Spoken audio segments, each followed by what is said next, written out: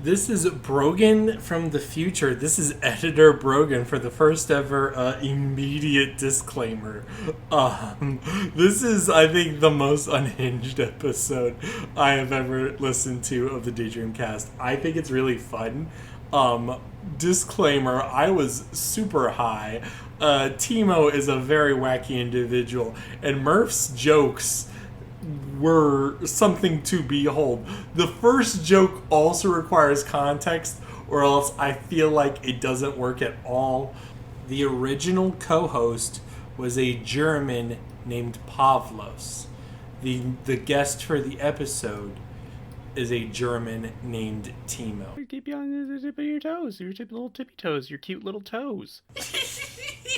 Oh, Murph, not when we're recording.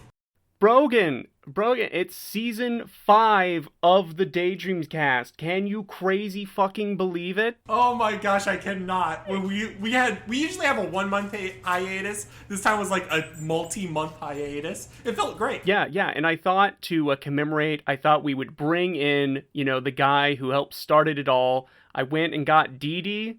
I picked up the first German twink I saw on the street. Oh, that's great. Bring them in. Yes. Wait, this isn't Dee Dee at all. It is Laugh. What are you talking about, Murph? Yeah, I'm kind of confused. What is happening? Someone kidnapped me. There's some munchkin-looking guy just put a big hat over my head. Just kidnapped the wrong person by mistake. But how are you doing, Timo? It's been a while. Yeah, I'm just I don't know, man. It's you just look out the window and everything is burning. You just think, yeah. At least there are good video games coming out, right? That's the 2025 mood. Yeah, what if I just stay inside by choice and just pretend the world doesn't exist? Speaking of... the best. Apocalypses, you played Rust. Oh, yeah, right. So, over, the holidays and New Year's, I was, thinking, how do I punish myself more? I played Rust.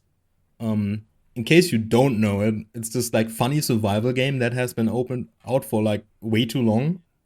And it has been an experience. We're talking about getting run up by some random guy with a thick Russian accent telling me to bring him 3 skulls of naked men.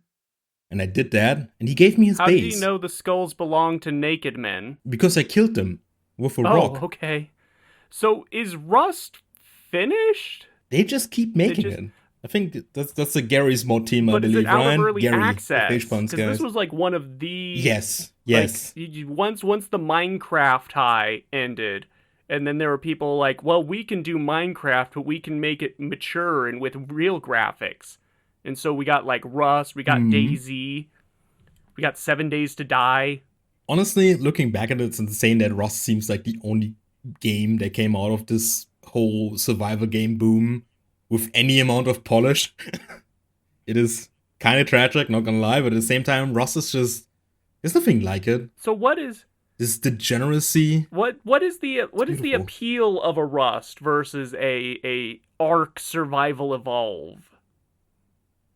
It is the shenanigans, I'm guessing, right? Yes. I think it's shenanigans. Yes, it is the rawness of looking into the eye of the human condition, beating your fellow man with a rock and taking his skull, crushing it down to make a knife to kill another man.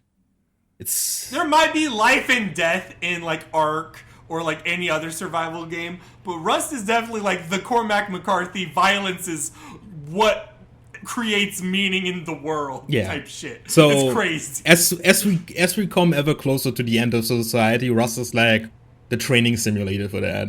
You're going to start hitting rocks with a smaller rock, and then you build your base and then camp your roof for forever and shoot at your neighbors. Okay, so it's straight up there's no Ender Dragon in Rust. The Ender Dragon is the human condition, and you were trying to kill that. You're trying to grief every other person on the server. Pretty much. Even the people you are pretending to not grieve with. Like, your people, you're still going to betray them eventually. Exactly. The goal of this game is just to accumulate resources, more resources, until you have enough to just start a full-blown war with the neighboring clan. Okay, the neighboring clan you were trading naked men skulls to. It sounds like a real endless assault. One may even call it an infinite onslaught. What a transition, Murph. You're getting better and better at them. That's right. This is Infinite Onslaught. It is a got this game through PR. One of the keys, like, you see him on Blue Sky once in a while. Very nice PR person. And it was what's interesting about this is it is billed as a keyboard basher. The gimmick to this game, and it's very interesting, is it's like 2D animated sprites, and it's a game where it's like a light gun simulator. It's like light guns, but it's your keyboard. So escape or F1 or F2 would be the top left, and if you're pressing like 0, 1, 2, 3 on the number pad, that would be bottom right, and it's like a wide screen. So like, oh, an enemy over here, I gotta hit the P key to shoot them accurately. I'm a sucker for like cute control gimmicks and things that like utilize how games work differently, and how like we interface with them. And in this, I think it's very creative to use a keyboard as a light gun. It's not all the way. It's not like typing of the dead. It is not typing of the dead. It is literally aiming with the things. So it's like almost. I think the problem is it's very early. Like, we're not even in the demo stages. They've just recently announced it. I just played like the first 3 stages of it.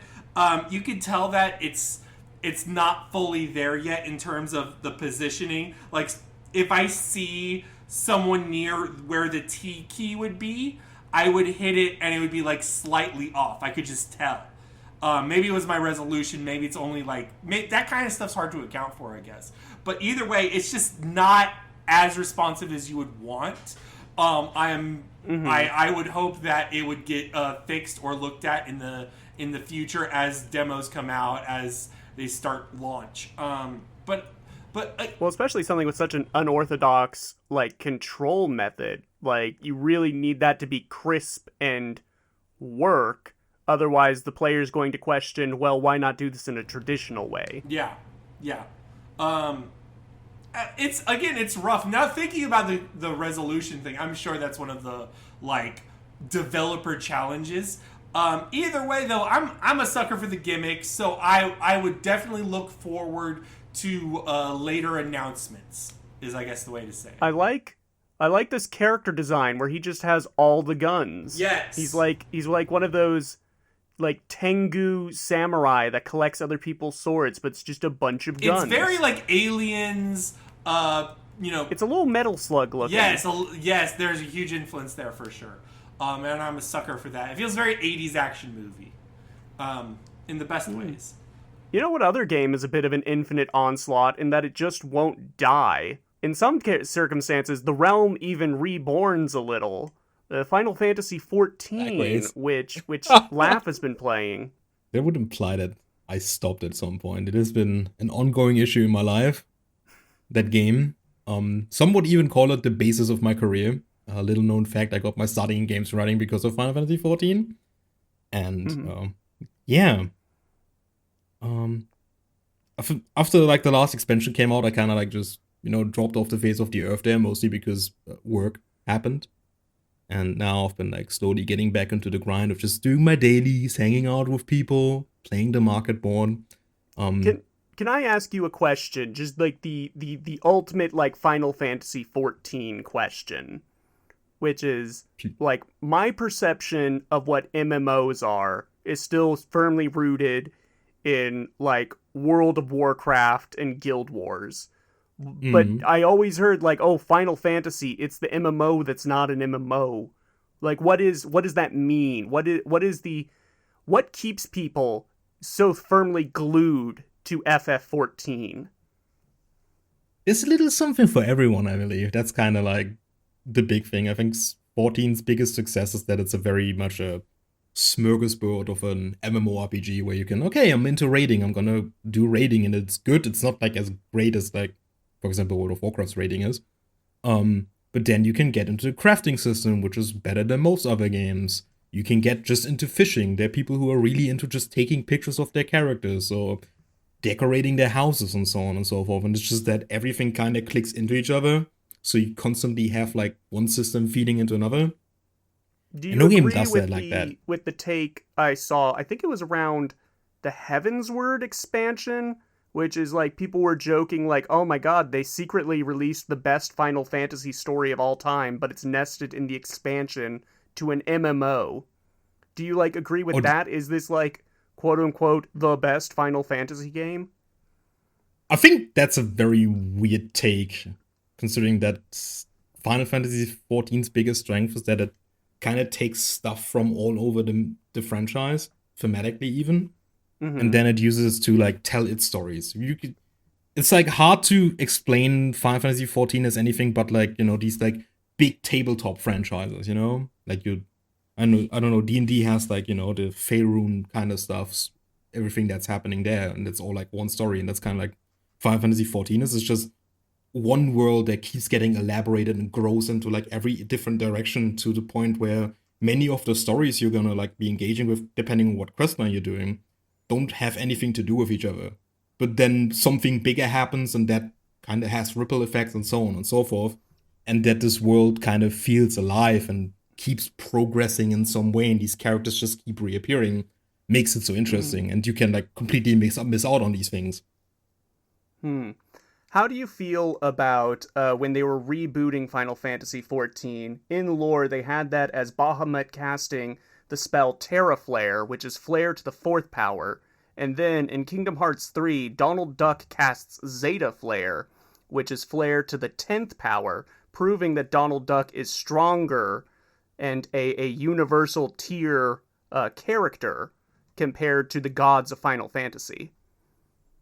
Yeah, dude, Donald Duck is he's just that guy, you know? If He we had him back before like a Realm Reborn launch, back at like that day, the Battle of Cardinal, we may have won. The Realm wouldn't have had to be reborn, you know? If we had him there. Maybe. But A realm things didn't work out that way.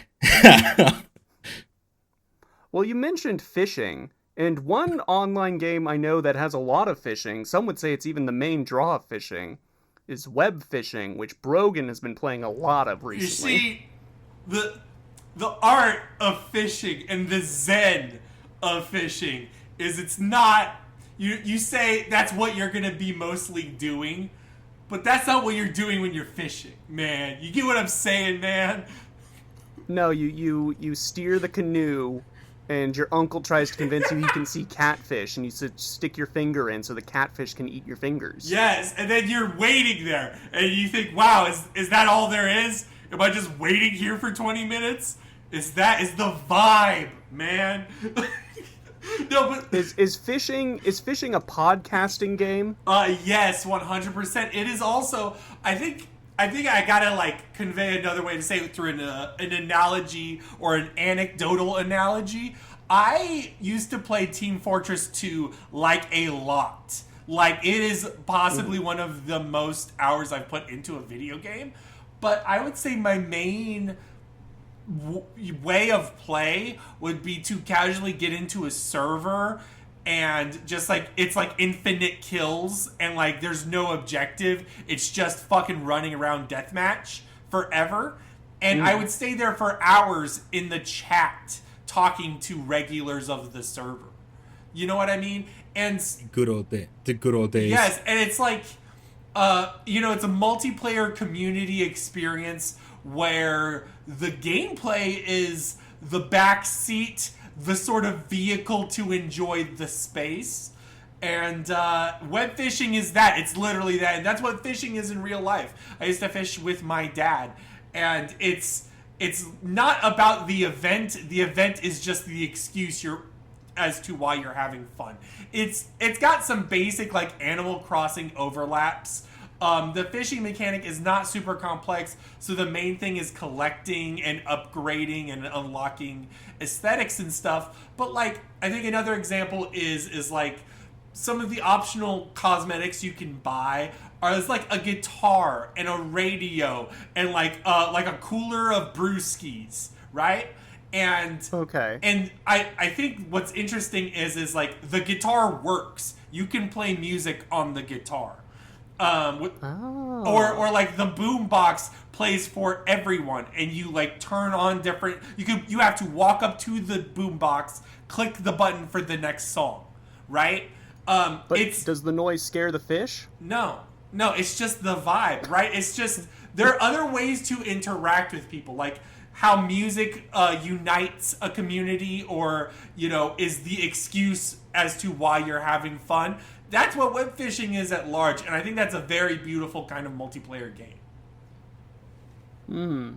So I get that the fishing does not matter, but just to like put like a comparison on the fishing mechanics, are we talking like Sonic Adventure? Are we talking Stardew Valley? Cabela's Big Hunt? I think the best.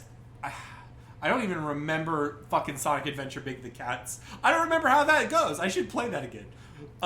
Think of a detuned slide guitar. Yeah. Okay. So the way to say it is there's basically like a draining meter, and there's multiple obstacles where you have to basically click. So like there'll be 2 obstacles, and one of them has 5, and then the other one has 15. So that means you would have to click 5 times, and then you would have to click 15 times. Before the red bar goes. So you basically are button mashing. But there's upgrades to the button mashing. It's serviceable. It is not engaging in terms of like a back and forth with the fish. Oftentimes I don't have enough upgrades for this yet because this is 54 clicks and I only do 2 clicks per second. This is not happening here. But it's all in the upgrade structure and like the time investment. And as long as you're fishing, you'll get the stuff. So it's just there is like an actual like game here. It's not just like the Second Life. Like I'm gonna go to the digital chat room and hang out. There is an actual game there. If you're by yourself, there's still a lot to do. It's still a vibes game. But like when you collect things, you sell them, and you can do them for rewards, or you can be like me, and I would immediately sell the fish and then dump all of my money into lottery tickets, in which you can win more money. And like I don't know why, I just feel like being a gambling addict with fake currency feels good. Well, you're saving up for that like straight pride flag you can buy in the shop, right? What? What are your jokes today, Murph? What that was a thing. The dev like put in. People were asking like, "Oh, can we get like identifiers so we can let people know that we're straight?" And the dev was like, "Yeah, you can do it for $10 million." That's funny. Beautiful. This was a news article. Oh man, you're more familiar with the news than I am. That's funny. That's a good joke. What's next on the docket? I'm seeing this game. You know what? I'm seeing this game right now. Sorry. Go ahead. I was saying, like, I'm seeing this game and it reminds me of, like, VR chat rooms I used to hang out with. Yes. And, like, you get chalk, right? You can buy chalk at the shop and then chalk over the ground to make your own art, like a Wii U board or whatever. It's super fun. That's cool. Timo's trying to think of how he can combine this with Rust. I think I've seen that. I think a Rust with like a bunch of cutesy mascot characters is a good idea. Yeah, I think that would be really fun. You know what's another game that has fishing inexplicably enough? Guilty Gear Strive. Yeah, I've been that's in the in between times from where the old year died and the new one was born. Wet and writhing. I have pretty much just been playing Strive as my go-to. I have time to kill game. I've been improving my ABBA strats. In fact, all of us were part of Wilberger's big team battle tournament to support LA wildfire relief. We raised a couple $100. I would say a decent portion of Yeah, that like was us 500. just being excited.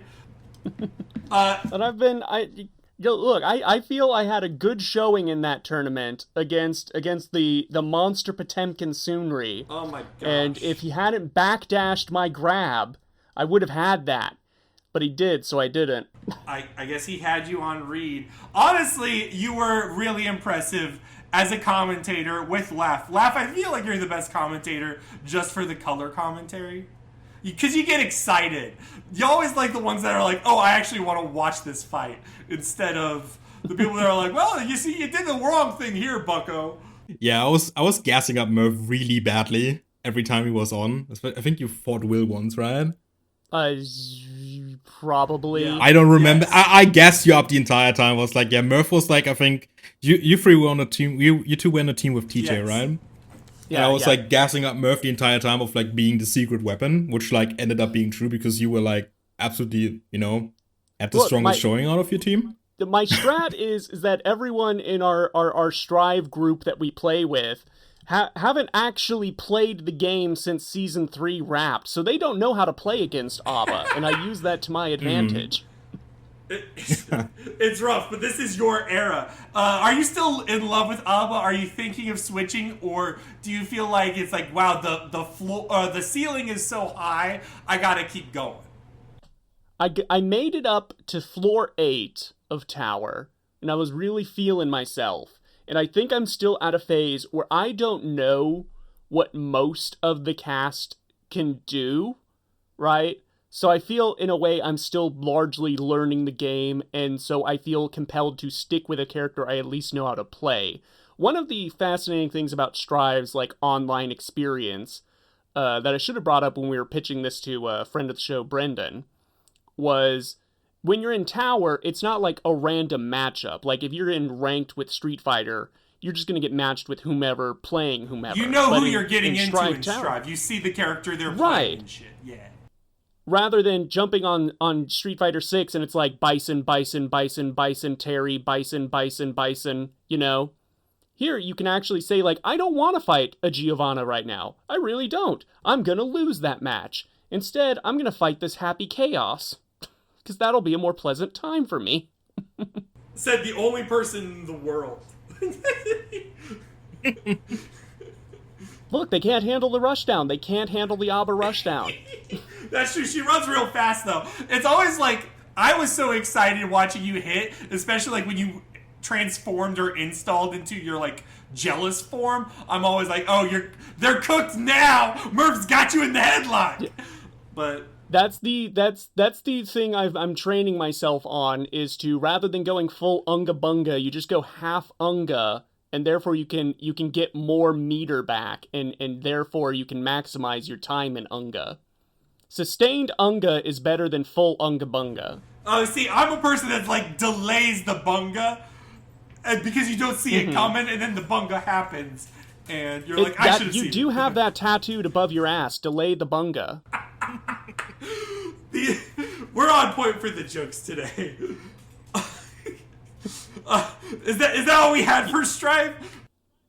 I mean, you guys are welcome to chime in. You play this game too. Brogan, you are abandoning your Cockney lad. Your little woo woo woo woo woo boy. You're abandoning Axel. I am, because I just feel like it's time for me to learn a new character.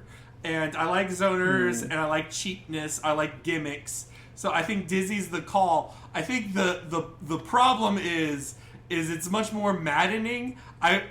When I played Laugh, and I was like, hey, Laugh, by the way, I'm off Axel. Good. And then they played Dizzy, and then they were like, oh, no, never mind. This is the dumbest shit I've ever fucking seen. You should go back to Axel. Dizzy, you playing Dizzy should annoy me more, because she has a lot more crazy stuff. It's here's the slow fish, here's the fast fish, here I'm gonna freeze the ground and turn it into an ice level. But unlike Axel, you still have to get in close time to time, and I try to capitalize on those moments. She has less options when they're right in front of you than Axel does, which is like the thing I'm like feeling bad about. Is like Axel, I do have like 3 options for like get off me. Dizzy doesn't have those, so I'm like, fuck, it sucks. Laugh, are you enjoying the Potemkin buffs? I think Potemkin needs more buffs. Oh my That's my take God. on this. Did you see that Sudri combo today? I did. It delighted me. Potemkin deserves it. I think we, as faithful believers in, I forget what a song is called, Ironclad something, we deserve this. Is this like for you fellas that have played more fighting games than I, is this the first time like a front of the pack fighting game has made the grappler the best character? No. I mean, there's other Potemkins that I think are also really overpowered. I think in Virtua Fighter, a lot of the grapplers are also overpowered, and I think there's another one. But yeah, I mean, King and Tekken is always like pretty high up. Yeah. Probably because a lot of people in the higher levels don't really play him, but then you have like someone like Little Margin just show up and just wreck house with his king all the fucking time. Because, dude, no one can handle the mix-ups. It's overwhelming. I like grapplers. I feel like putting them always at the top is not necessarily conducive to everybody, but also most of the people that complain about like, oh, grapplers should never be top tier, yes, I'm talking about Will, is also like, oh, I'm going to play the S tier all-rounder that is meant to be super aggressive and for you to not have a shot. And by the way, boo-hoo, the grappler doesn't deserve anything. Okay, bud. All right, I'm sorry. The grappler is the greatest archetype in fighting games, but I feel like it should like always be mid or low tier, because you don't want everyone to play grapplers, because it's like a lot of it's just like the surprise of people at the higher levels not knowing how to deal with a good grappler, because there's a lot of just the psychological game happens there a lot. It's just a lot of like threatening space and just standing there and being menacing. Yeah. So yeah, but I'm happy because Potemkin just being able to just clear house and is kind of unwarranted for people to hate on him because everyone in Guilty Gear is busted all the time, you know? Yeah. So Axel wasn't busted, but that's fine. What do you mean the only character with like far range capabilities, just like, being able to keep away? His low fireball. It's not even a fireball, that's just his button. Oh, that's great. Like if Axel had chip health, I would agree with that, but no. At least your anime, hold on. At least your main gets to show up in the Guilty Gear anime, Guilty Gear Dual Rulers. I hope one of them isn't an autocrat, otherwise they may create a Tyrants Realm.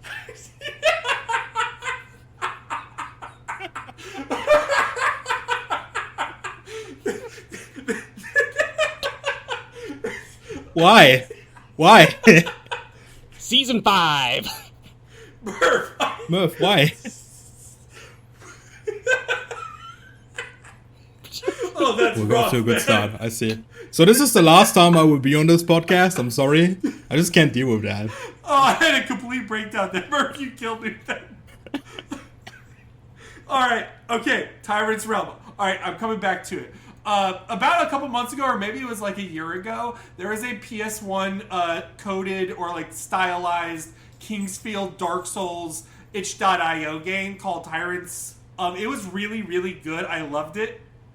So then they made like something with the same gameplay functions and still like semi 3D retro stylized, but it's a roguelike and it's a dungeon crawler and you gotta like climb through floors. And I feel like it lost. I'm sorry, I think I just heard Brandon trying to kick the door in. Yes, I don't know if Brendan knows this. I should ping him about this. But like, I would say it's good and at the best of times great. I feel like there is something lost. I think maybe Murph as well can agree with me here. Like, I feel like when it's randomly generated, even if like the room is well constructed, I feel like there's something lost in that combat design and interesting like formula for a Souls-esque experience. Like, My least favorite part of Bloodborne is the Chalice dungeons. Let's just say that. Yeah, I was gonna say, I've only done the Chalice dungeons once for the Platinum, and I don't want to go in it again. Yeah. So there's like a little bit of that to the game, but the game is largely functional, and like when it's like good, it's actually really good. So. So as far as like being a rogue light game, like what's like the upper limit here? Are you doing like, is it just like the random for the dynamic gameplay experience, or are you looking for like a busted build, or like is it like how long is a run ideally, even like dying early or like quote unquote finishing the game? I would say an early run death would like be 15 minutes, 20 minutes, but like end game would probably be like an hour and a half, 2 hours. It's short and like brisk. The floors are what's condensed and randomized along with the loot. You don't keep the same loot from death to death. So you are, in a way, trying to find a good enough build where you have to, like, I can choose between this really good axe I just saw and upgrading what I already have, which is also really good. So there's, like, a little bit of balance there, or, like, armors will have different effects that you will want. I would highly recommend picking the thief armor whenever possible, because that, like, gets you, like, 10 coins, or whatever the souls are here, per corpse. And that just, like, adds so much money to your character early on. It really helps. But I think the other thing is like, combat is pretty limited. There's not a lot of weapons for differing movesets. It's, like, all melee stuff, pretty much, with some bonus actions that are interesting. But, like, there's no real, like, archer class or spellcaster, which I usually play in Souls-likes. I play spellcaster often. It's odd, like I'm watching like gameplay of this right now, and it's not actually evoking Dark Souls to me. What it's actually reminding me of is the PS2 game Warriors of Might and Magic, which one could call a Souls-like, but it's a lot more strafing and blocking than it is like dodge roll spam, right? The old Souls games. But I would also say, like, I guess you haven't played Demons, but, like, I think that, like, circle strafing and hitting thing was the original intention of FromSoft Combat, because that's what you did in Kingsfield and Shadow Tower. And when they moved it to Demon Souls, that was still mostly the concept. The eye-rolling dodge thing really happened, I think, at the Artorias of the Abyss DLC. I think you could play through all of base Dark Souls without, like, doing a lot of eye rolls, and you'd be fine sorting and boarding and circle streets. Is this why we have the conversation that Artorias of the Abyss, that boss fight, kind of ruined the entire enemy design of the Souls series? Possibly. And it's like the most egregious thing that ever happened to that entire genre? I could cop to that. I don't like Artorias. Ooh.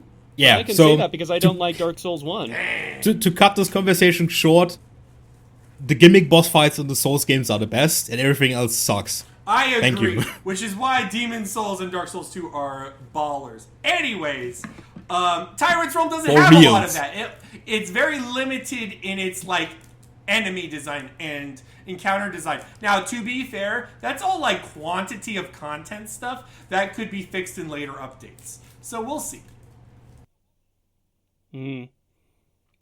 Well, Brogan, it is time for the dawning of a new era, a new programming block on the Daydream Cast. And quite appropriate that Laugh is here, given they were my co-pilot for breaking down the Yakuza franchise. It was sad. Jeez. What does that mean? No, it was turned from, man, we really like these games too. Wow, these games are kind of like weirdly problematic sometimes. Just the progression, yeah. Yeah. Remember when I messaged you saying, like, I was reading Park San's wiki entry and was like, wait a minute, she and Majima were married when she was like 17? I don't want to. I don't like these games anymore. I'm sure that will come up in the pirate game. But for those that didn't watch that video, at the very end, I revealed what franchise I'm playing through next, And anyone that was paying attention to all my hints that I was dropping cryptically, which is like 2 times, I said I was going to do a much shorter franchise. And it's actually a franchise we have dabbled in live on the podcast. I will be looking at the games of the Myst franchise. But it's not just Myst. There are some... Because if I was doing just that, that would be like 5 games, and I'd be done in a weekend, right? Instead, there are 2 sort of objectives with this. I'm going to be including the HyperCard games done by Cyan Inc. pre-Myst, which I'll be talking about here.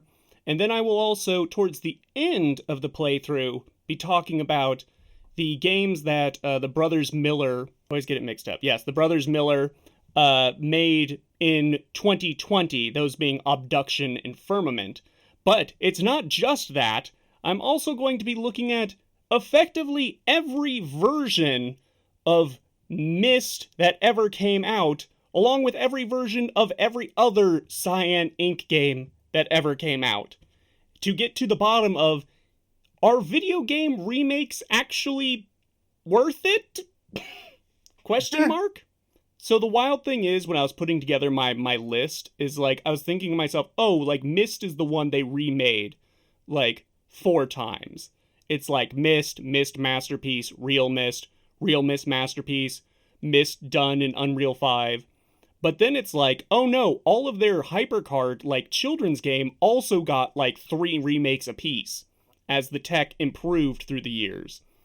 This reminds me of like this age-old joke of like a webtoon artist, you know, drawing like the first 5 pages, and then when page 6 was supposed to come out, they just start remaking page 1 and 2 because they got so much better at it now. I can get that. It's kind of the same feeling. So these first 4 games of the Myst Minute, we're talking Manhole, we're talking Osmo, we're talking Spelunx in the mysterious caves of Mr. Pseudo, and then Manhole New and Enhanced Edition. These games all released from 1988 to 1991. This is all pre-Myst. And they are hard to quantify in a ranking system because these are effectively like children's activity centers. These were all done on the Macintosh 2 in HyperCard, which is the same software Myst was done in. It's effectively a glorified, like, PowerPoint program. But the brothers Rand realized that you could... HyperCard, you could click certain parts of the screen to bring up different slides. And so if you made, like, one part of the screen look like a path to the left and another part a path to the right, suddenly you have an adventure game. And so they made these 3 games effectively as gifts for their daughters as well as the children of their friends. And they did these in college. They don't have end goals. In fact, interestingly enough, the environments for all 3 of these games kind of loop back into each other in, I guess I could say surprising ways, but surprising in the sense that these all run on, like, fairy tale dream logic. The Manhole is literally a take on, like, Alice in Wonderland. You open a manhole in the ground, and a beanstalk sprouts out. And you can climb up the manhole, climb up the beanstalk, and you find a house. And in the house is a rabbit. And the rabbit asks if you want any tea or milk. And you can say yes, and he will make you a cup of tea. And it's a little animation. And that's video games in 1988. Even then, I see a lot of, like, elements that you would see later in Myst, surprisingly. In the rabbit's house, he has a bookshelf of different books. And they're all like, it's like Lion and Witch in the Wardrobe. It's, I think one of them is like the Brothers Krasnov, which is really shocking. But you can open them, and then there's a little window inside the pages that you can jump into, and suddenly you're in the book, which is obviously a huge element of Myst. So do you feel like there... The second... Do you feel like... Oh, go ahead. Sorry. No, you go. Well, I mean, it's like, do you feel like you see a lot of the DNA of Myst? Like, I guess you see those design trends or like those tropes or cliches or whatever. Let me ask, maybe like the game design. Is there a semblance of that? I know you said that this is like edutainment first and foremost, but like, do you see the promise of like, oh, these guys are really good at forming an adventure game? Like, do you see that yet or no? There's definitely like the weird element. In the Manhole, one of the paths you can like go down takes you to this spiral staircase, and you walk out of a pool of water.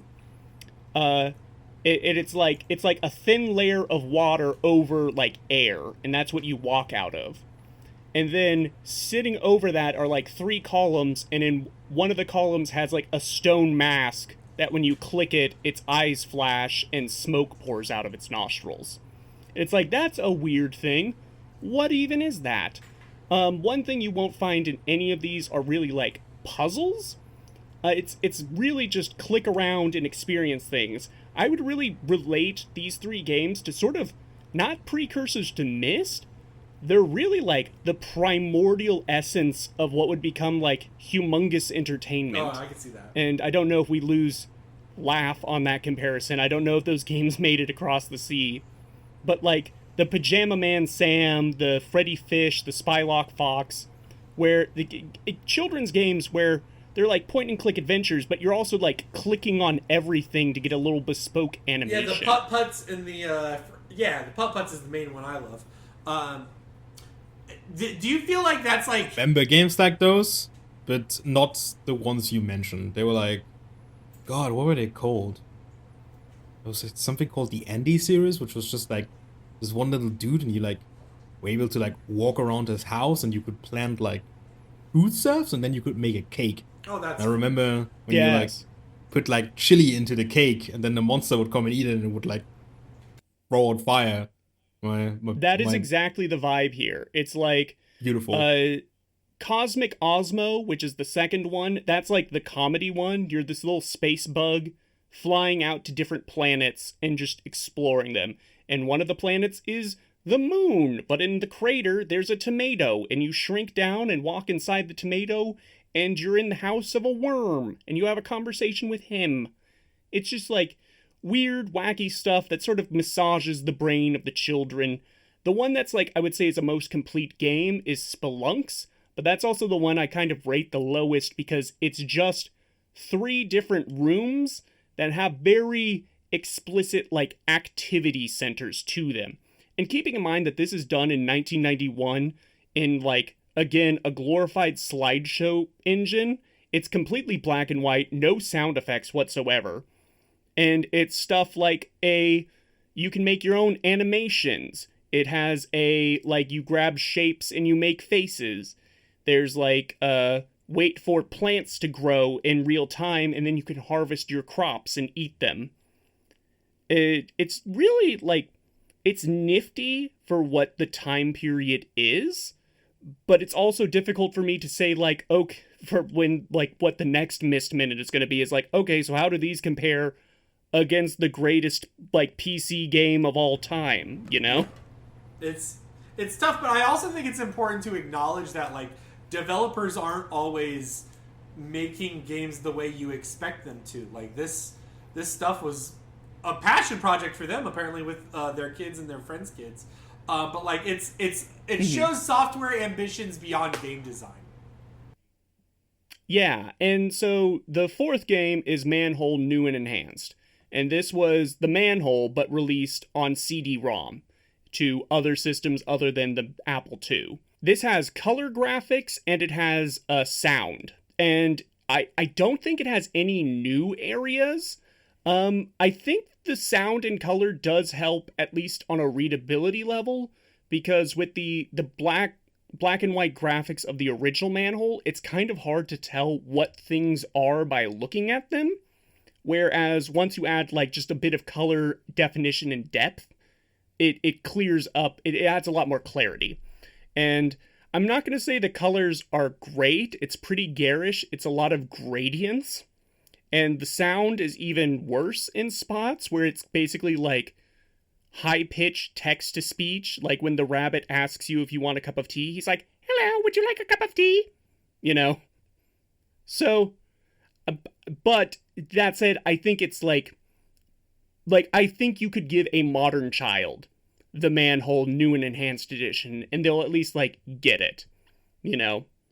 So, that is the pre-Myst Cyan Inc. games done. So when I come back, I will be playing through for the 4th time the original Myst from 1993, and then, in addition to that, going to be looking at these same 2 games again because they did a new and enhanced version of Cosmic Osmo and Spelunx. So we'll see how those stack up.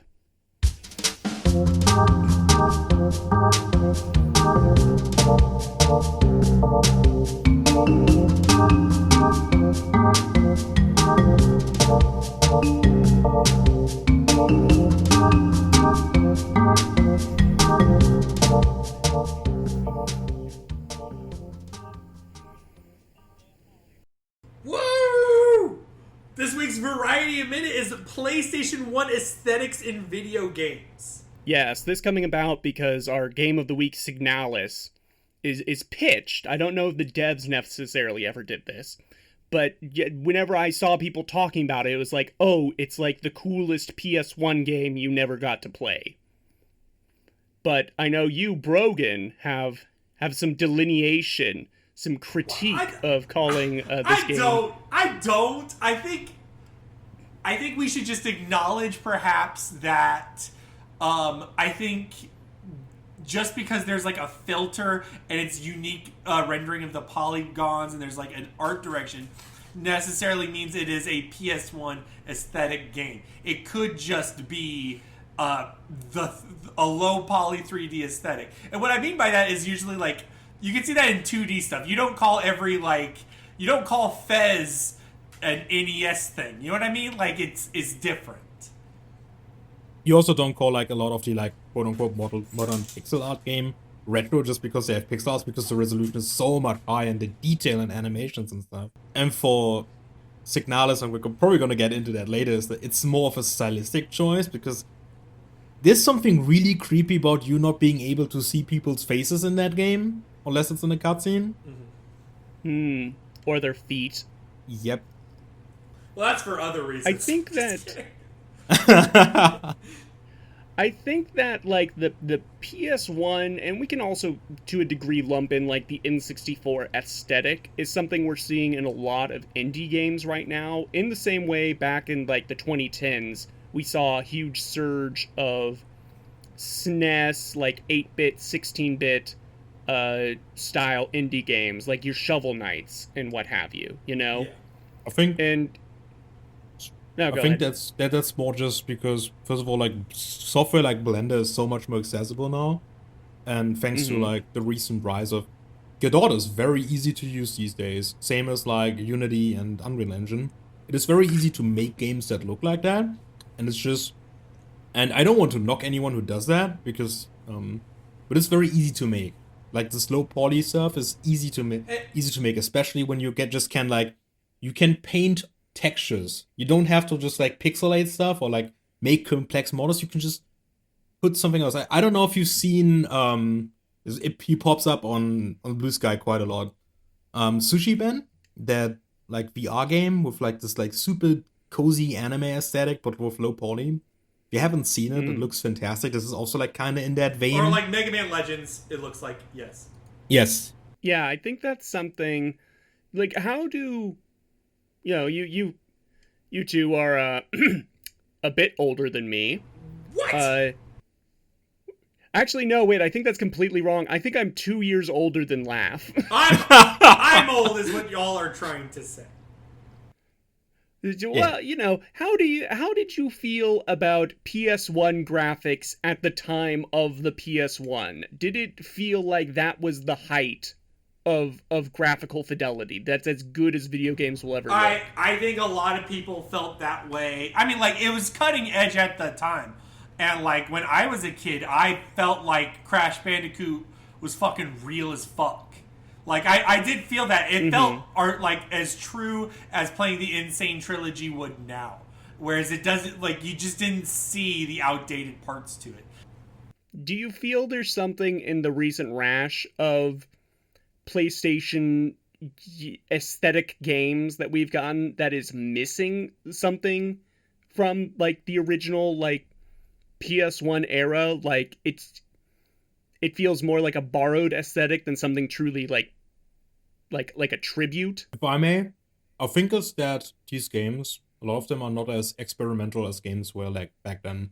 Just from the visuals alone, you see a lot of like, the retro aesthetic, but we do third-person shooter a la, Resident Evil 4 or whatever. Yeah. A lot of times it feels like the retro aesthetic is the one trick the pony is doing, whereas you go back to something like Dino Crisis. Like, I didn't like Dino Crisis when we played it from the show, but that game does a lot of stuff ultimately. It's not just that it's like Resident Evil with dinosaurs, but like the puzzle system, the aiming system, the healing system, that's all like unique to that game.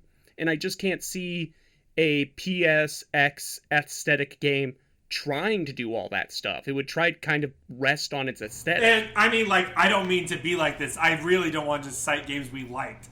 Crow Country, I would say, is like a culprit of like half the appeal is the aesthetic and like what it's doing in terms of maybe not fan service, but like legacy and acknowledging it. And like, I am that is.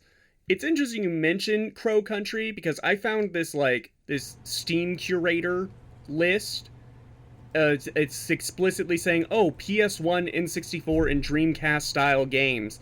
And the entire list is like mainly horror titles. And does that just seem like, I don't know, a gimme for horror devs to make it lo-fi and crunchy and low poly? Or does horror actually benefit from doing a low-res art style? Well, I mean, a lot of horror is like what you can't see. I think the scariest things I've ever seen have been like obscured in shadow where my imagination has to make up a lot of it. I think early 3D is actually more engrossing in that sense than pixel art. I've never been scared by pixel art, I don't think ever. I should send you a list with a bunch of like RPG Maker horror games. Yeah, no. Do you want to come back on for the Al Oni Redux episode? Laugh, do you want to talk about Ebe? We don't have the time for that, I'm afraid. I think when it comes to the horror thing, because I was trying to think about what was like the first game I was aware of that like explicitly used a low poly graphic style.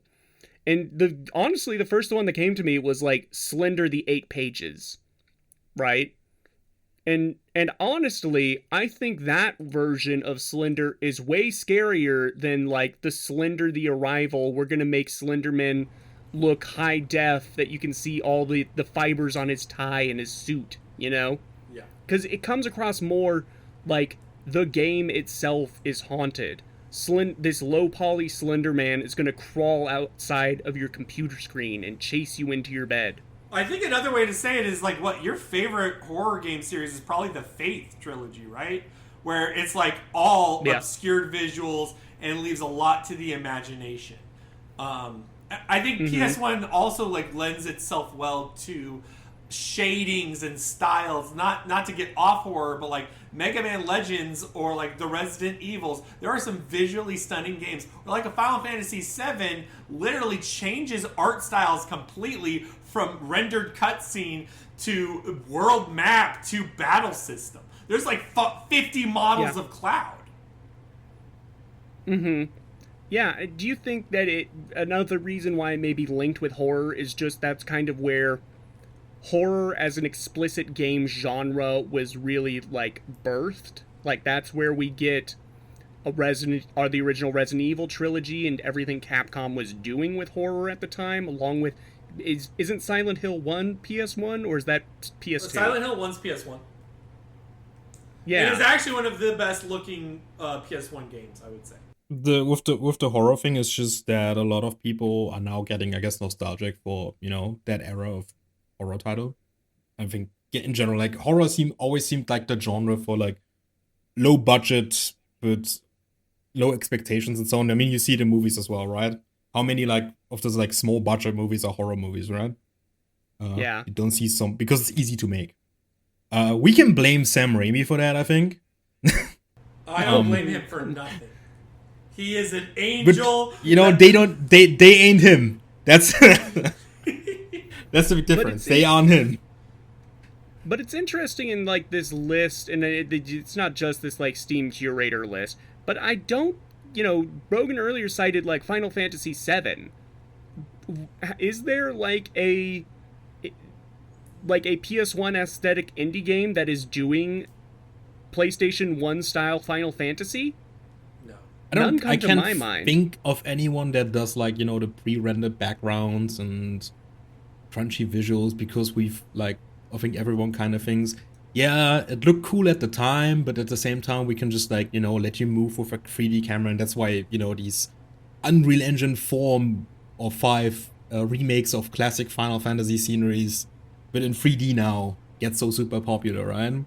Because people want to think that that's like the space, it looks better that way. But at the same time, we kind of lost a lot of stuff that is like, the artist's touch of having a scene framed a specific way, and the character models, be angled correctly. And what I kind of think is very sad, and something you saw in like a bunch of adventure games for a while, is like, they hand paint the graphics when the entire game is just drawn. With the backgrounds and the characters move, animate in front of it. And I kind of wish that RPGs would have went that direction, but they are so intrinsically married to this whole open world genre. And I guess you can blame Final Fantasy for that, because like the world map is kind of a Final Fantasy thing, right? I mean, like the jump from like Final Fantasy VII to Final Fantasy VIII is like crazy. Yes. Yeah, it is, isn't it?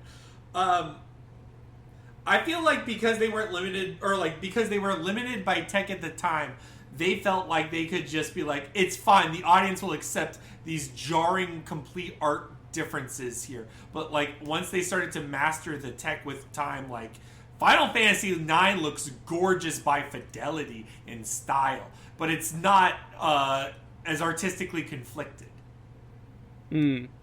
I think the one like indie game we've gotten that really nailed the I'm playing a PS1 type game was actually Bloodborne PSX. I agree. Because the dev understood that a lot of PS1 gaming is actually a lot of menuing and figuring out UI. And so the fact that like having to use a key, you open your menu, go to the key and click use. Or the switch weapon system, you have to open your saw cleaver in the menu. It's not a button in gameplay. And that just changes the entire flow of combat. And they change the combat to match that. I completely agree with you. Signalis, spoiler alert, does things very similar to that. Yeah, it feels very real and genuine to the style. I think that's a lot of it is just that, I guess before we segment into Signalis, is that back then they were thinking more about how these games simulate this kind of thing. I guess like Resident Evil is a good example of that. Having to go into your menu and scrambling around while you're like under attack or whatever. That contributes to the horror. Unlike Resident Evil 4 Remake, where you just hit one of the directional buttons and you can switch your weapon. Yeah. So my final question before we move on to the game of the week is, everything's moving in like the 30-year cycle of culture. 10 years ago was about making SNES looking games.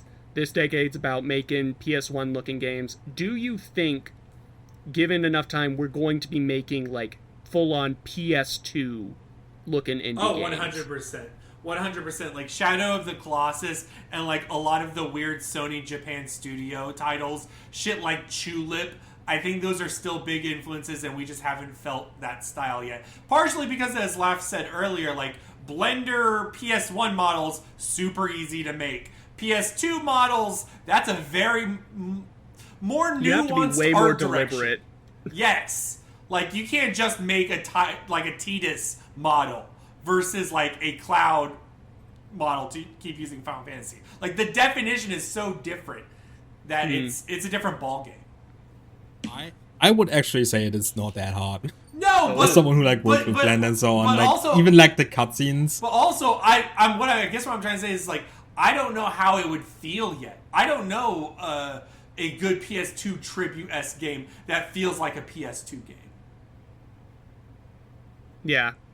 To push it even more, in 2030, do you think we're going to be getting, like, Xbox 360 tribute games? Dude, I would love to see that brown and weird green color again. Would be The beautiful. piss filter? Mm-hmm. Hashtag bring back the piss. I think there will be like a Battlefield revival of like the Call of Duties. Like I feel like that era does have that to it, but like no, the brown and bloom. I think high definition is what killed the sort of crystallization. Because even now, when an HD game re-releases, it feels the exact same. It doesn't actually faze me at all. The difference between GTA 4 and 5 and 6 is not a lot. What about the difference between The Last of Us Remastered, The Last of Us Remake Remastered? You know that meme image of the cat with like the HD remaster stuff and the textures? Yeah. It's basically that. All right. Well, is it time to go? Let's do Signalis. Yeah, let's get into the first game of the week of Season 5.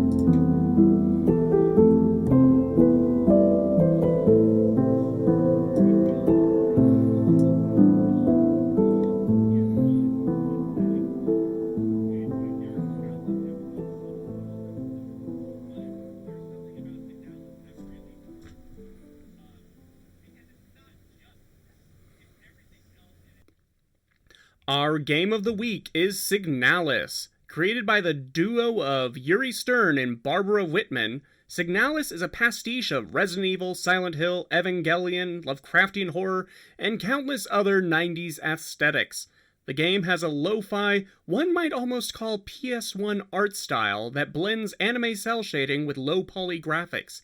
The survival horror story follows Elster, a biomechanic android searching for her human operator amongst the ruins of a mining facility, experiencing a cosmic horror flesh virus time loop thingy that is causing all the other androids to act crazy. Through visceral combat, head-scratching puzzles, and inventory management, Elster must overcome the horrors to reach their beloved at the nexus of the nightmare. With that all said, how do we feel about Signalis? Does the guest want to go first? I would like to hear your opinions first before I splurge all over this. Oh, checkmate. Oh my gosh, splurge. The vocabulary of Season 5. No, I think Signalis is probably one of the best realized horrors. We see a lot, for instance, of the Silent Hill PS1 aesthetic horror. There are countless now. We saw in the Thomas Wilde episode, but there's something about Signalis that really works because it's not just that. It's everything else in its package. It's the Metal Gear Solid element. It's the anime. It's the fucking Ghost in Shell. It's the lesbians. It's the monster design. It's the cutscenes. It's the little details in the actual world design. All of that reflects into like a really nice package. Mm-hmm. I think the core selling point, if someone was like, I'm gonna boot up Signalis for the first time, I would tell them, like, by the way, don't get too wrapped up in the story or else you'll hate yourself. You know? Like, this is a game full of ambiguity. There is no word of God saying, like, this is what the plot is. This is, like, full on just imagery and vibes. Yes. And at the core of it, I think, we'll get into it later, is a very human story. Yeah. But trying to this is not a game where you when you're finished with it, you go boot up the 30-minute video Signalis Explained, right? Yeah. This is a game where you finish it and you just kind of sit and listen to the rain for a hot minute. Yeah, yeah. And the only interpretation that rings true is the one that you personally experienced with it. It's psychological in how it's played. I realize that this is the best game to talk about how Silent Hill 2 does its endings. We won't talk about it a lot here just yet, but I think the interesting part of it is it's like reflected in how you play. It pays attention to the own player's psychology as they're playing, and it feeds into that in a nice horror way. I think horror games are best when they are immersive like this. Is that enough, Laugh? Are you ready to splurge, or do we need to, to wind you up more? No. I have been on record saying that this is like the best, I guess, Silent Hill game kind of thing ever made. I think it's way above like what Silent Hill 2 achieves as a game. Can I ask a question? Standing tall on the shoulders of giants kind of deal. But I think Signalis is like more than a video game. If I would liken it more to like a piece of impressionist art kind of vibes, because it's very much a thing you feel yourself through in the format of like a traditional kind of horror game. And I think that also kind of disarms you in a way, because how to put this in like delicate words? I had a bunch of stuff written down, now I'm forgetting it. That's why you wrote it down. It is very just like but it's like I look at the words now and they don't make sense anymore to me. No, I think Signalis is just such a it's why I like video games, why I think this medium has so much more to offer. And when you look at like the contemporaries, like other things that try to ape after Silent Hill 2, even its own remake, it's like they fall short in comparison to it, because Signalis is so very confident in what it is and what it wants to be, more than just, hey, we're doing Silent Hill 2, or like a reference to all these like classic horror games from that era, because it like just uses the design language of these titles to just tell its own kind of thing, and this thing that, as you mentioned, that like hits on impact, that you feel your way through, and that you can't really explain, because you can talk to like 100 people about the Signalis and they have like their own take on what the story is actually about and what is happening. And I think that is what makes this game so special.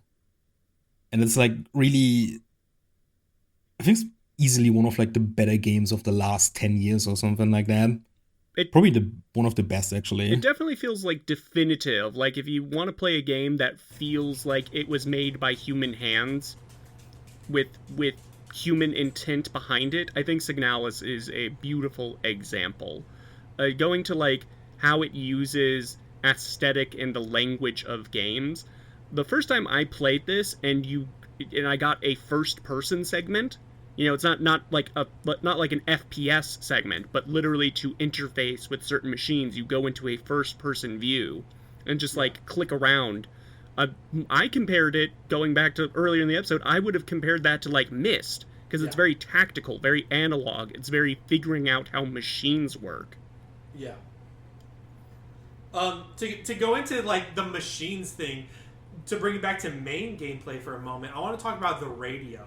And I might disagree with Laugh's comment that it is the best Silent Hill ever, 1,000 times better than Silent Hill 2. But I'm not going to argue that because it's not a Silent Hill 2 episode. What I will say is, what I will use as an example to help prove or support Laugh's claim is the radio, because the radio in Silent Hill is mostly used as a warning that monsters are nearby, but is also a way to draw aggro. So you have to be delicate with your radio. And the radio reflects in some other ways psychologically in Silent Hill, but it feels like it should be more useful and important than it is. Whereas in Signalis, the radio is a lot more than that in both story and puzzle solving. it's much more fundamental to like the deeper aspects of the game, and reflects like the dreamlike state as well. Mm-hmm. That's probably just in general something I want to say about the riddles is how they thematically kind of play into the backstories of the characters, which is something, again, compared to like Silent Hill, because I feel like we're gonna do this a lot. Yeah. Silent Hill 2 is like not really, or Silent Hill in general doesn't really do it as much. Meanwhile, in Signalis, like even the like little mini games and riddles, they all tie into some character's past in some way, shape, or form. It's like this game's trying to tell you the story out of like, I guess that also ties into the story of the game, actually. It's trying to tell the story out of like mingled and mangled memories that all kind of mash together, and these riddles are always themed like that. I love that. It's impressionistic art, and it's a vibe, as Murph said. It's just a vibe. I think, all right. I slightly disagree. I think Silent Hill 2 in its puzzles do have the moments of thematic resonance between the characters. It's mostly James, but even then, I feel like you still see everyone echoed into the puzzles. But I think the difference is what Signalis does is less character focused. It is, but it's also player focused. It's focused on how the player feels during the puzzle and the different echoes of like the picture. The player seeing the picture different times and the picture transforming still brings a sentimentality to the player, and it goes back into the abstract way we are enjoying or appreciating the game. I guess my question to the puzzles are the story statement is like what is the plot point of like the pump room puzzle where you're doing Die Hard with a Vengeance, make sure all the fluids line up? Like, I guess I'm thinking too literally with it, but there are just a lot of puzzles where it's like, oh, get this machine working. Yeah, but like for example, the radio kind of ties into Ariane's kind of past. You know, that's what came to mind for me. Mm-hmm. Yeah, because she grew again, up like, in a radio for tower. And for a game that uses like a lot of references to other media and other things, like The King on Yellow, for example, is like a bunch of stuff. A lot of like German paintings make like their debut in there, like the Death Island. Mm-hmm. Those get used quite a lot, and there was this puzzle with the butterflies, right, or with the moths. That's a cool puzzle where you it's talking about seeing patterns where there are none, and you're literally supposed to, or whatever, yeah. And you're literally supposed to look at the butterfly wings, and it spells out the code that you need to use. That's a cool puzzle. Yeah. Can I ask you this, Laugh? As a German native, does a lot of the mystique of this game not land? Because there is just times where they just splash German text on screen, right? And Brogan and I here, who the U.S. school system failed us as children, are not polyglots. And it so just that's looks like cool. It's like, oh, yeah, it just looks cool. It's like, I guess that was like a clue they dropped there in that dead language. I wouldn't say so. It is more like it's just a stylistic thing. Again, that's I guess it comes more from Evangelion, which love to use like English text. Mm-hmm. Yeah. And like sometimes just things just having German names for no reason. There's definitely a bit more like intention behind it here, but it's mostly a stylistic choice, right?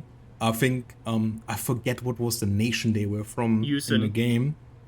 Yusen, yeah, that has like a lot of like DDR vibes for me personally. Yeah. Which I guess is like you could tie to this game in some way, shape, or form. I don't know if the creators. You're talking about Dance Dance Revolution, right? Yeah, exactly. That's also like some sort of like weird mangled communism, but sure.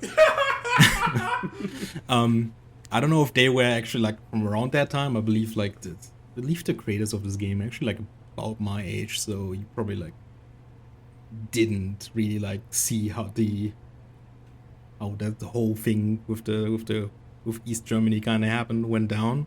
The aftermath of that, and you feel it definitely. This like weird shadow of communism looming over that, and it's like surveillance state and all of that stuff. There's definitely it also kind of starts in the aesthetic. like when talking about like the story, there's definitely like the layer of like the totalitarian regime, the layer of do androids dream of electric sheep, and then like the layer of everyone return to meet, you know, with the cosmic horror. I think towards the end of the game, those layers get a little too muddy for my taste, and I think that's where a lot of the ambiguity comes from. When it's like you find a text document talking about the cosmic empress whose bioresonance is able to reach across the entire solar system, and it's like, okay, but what does that have to do with anything that's going on right now, other than to confuse me in this moment, right? I think that specific thing may be like a reflection of our. I don't actually want to say my opinion on what's going on in the game. No, actually, I do. It's reflecting the fact that Elster / whatever name is having a. There's other times where that specific person, and even like the Gestalt version, is said to have high bioresonance and can transform reality with their mind. So like this may just be 10 Matrix levels deep into a person having this sort of dream or nightmare. Does that make sense? Mm-hmm. Yeah. I think before we dive fully into the story and the imagery, this is a video game podcast. Let's talk about how this game games. So, I like the combat for the most part in this. The shrinking red square to show your aim getting better, and just like the sound effect of the enemies, just how they shriek and writhe on the ground. That's all good, and I like how this game feels bloody and violent without actually being that bloody and violent. It's not like when you shoot something, there's a big like back spray of blood shooting out of them, right? At the same time, though, I feel for a game where you're mainly, at the very least for how I play it, like running around and avoiding combat. How do I want to phrase this? The oppressive nature of the combat music can feel really out of place at times when I just like dart into a room and then it's just like screeching metal noises and I'm already out the door by the time it like ramps up, right? I think that's also indicative of a larger. I think this is just the natural survival horror problem of there being jank and clunk whenever you're like figured the game out, like, oh, I shouldn't even fight these monsters. I should just run around the hallway. Once you like mastered that in Resident Evil, the games are a little silly, and Signalis doesn't shy away from that reality. Mm-hmm. Yeah, I think that's I guess like the biggest like thing about like the old Resident Evil formulas was just like the moment you stop being afraid of the monsters, you realize they're just bumbling idiots. You can just run around them. And Signalis is also a kind of game where you kind of taught early on to avoid combat. Yeah. Sometimes you don't have a choice, but often enough you can just run past everything and you can conserve your ammo. And it's more about just, you know, not being afraid, which I guess kind of plays into the narrative a bit. Yeah, I can see that. I think the moment of not being afraid of combat came very early in this game compared to other Resident Evils. And I think that's because on the whole, on paper, this game's kind of like easy when it comes to the resource management. Like they give you a lot. Like a lot. I think the issue is 6 slots.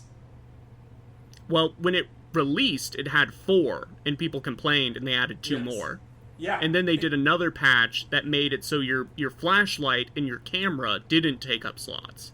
Yes. Yep. Which, honestly, I prefer, because I think giving the player a flashlight is just... Because the back half of the game is all dark rooms. They're going to be using it regardless, so you've effectively given them only 5 slots. And then the camera is like, well, if I had to make that an actual slot in my inventory, I would just put it in the storage box and take pictures with my phone. You know? I think, personally, I liked the more limited inventory, because this is a considered game for that. I think one of its strongest suits in the gameplay department is it is really good about the Resident Evil loop, in which you go to the safe room, you look at all your items, and then you think about your route to the next room of progression, and you go through that route. Signalis is really, really good about that kind of level design. So I think a lot of times it was built for the inventory. My example is the final boss. Like, in my opinion, the final boss's primary test was inventory. And it even tells you in the room before the final boss, hey, think about your inventory.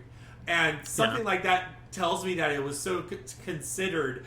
Personally, I find it an insult that they added more slots. Yeah.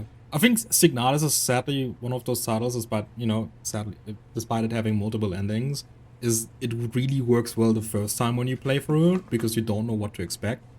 On consecutive playthroughs, it just becomes routine. Yeah. It's not like a Resident Evil where you're getting better at the game, You're getting better at the game, and there's okay, you have a high score at the end, and completing the game faster and not getting attacked and so on and so forth. That's actually feels good. In Signalis, it's just turns into busy work very fast, so I don't think it's it works very well after the final playthrough, which is sad because the game's multiple endings are really cool. Especially since one of those endings you can only get by doing a New Game Plus playthrough. So listeners of the podcast will know I played this for the first time back in November of 2024, and so I replayed it for this episode. So that's not a long gap in between playthroughs. I can attest to this second playthrough feeling much less mysterious and much more rote, and kind of internalizing man, there's a lot of stuff you do ultimately in this game. There's a lot of rooms. These maps are actually pretty sizable compared to a Resident Evil. Yeah. But I also think that there's a value in repetition in all sorts of ways thematically here. Again, it likes its loop. And so with the amount of rooms, I don't know if you felt like you were I guess this time around, did you feel like it was more monotonous to do this loop or not? It was definitely a factor of my memories of the previous playthrough working against me, and maybe that's what the devs intended on a meta layer. Woo! But it's getting the hummingbird key and being okay, I know where the hummingbird door is, and then I get to where I think I'm supposed to go, and it's oh, that's not it at all. That's the owl door. And I fiddle with my map and being where, how do I get to any of these places? I know what they look like. I just don't remember how you get there. There's a lot of I'm missing point B on this A to B to C in my mind of where I'm supposed to go. Isn't it crazy though that as we're thinking about it, I'm that is so thematically true to the game. I don't know if that's a bad that thing, was the devs' intent all along. Yeah. When you realize why Quiet has to breathe through her skin, you will be ashamed of your words and deeds. Well, with that in mind, do we want to delve into the meat of this sandwich, which is the story? I feel like we've been talking around it. I'll say this, and not to compare two games that are ultimately only aesthetically and slightly thematically similar. Last year the big indie horror low poly game was Mouthwashing. And Brogan, you and I both agreed that Mouthwashing was a really good story, but it's not really a great game. And I kind of feel Signalis has that little more oomph-ta that Mouthwashing was lacking in the gameplay department. And I'm not even talking about Mouthwashing should have had zombies for you to shoot, but just in the interfacing of the puzzles, because that gives players time to sit with the story and dwell on what's going on and try to make sense of what is real and what is not. I think you put on a great point here, because with Mouthwashing, as an example, it's an incredibly short game, but it's constantly things happening, right? Mm-hmm. And we all know horror works best when you have these long, uncomfortable moments of silence, when you're just alone with your thoughts and it just kind of starts stirring a little bit too long. And I think that's what Signalis does pretty well.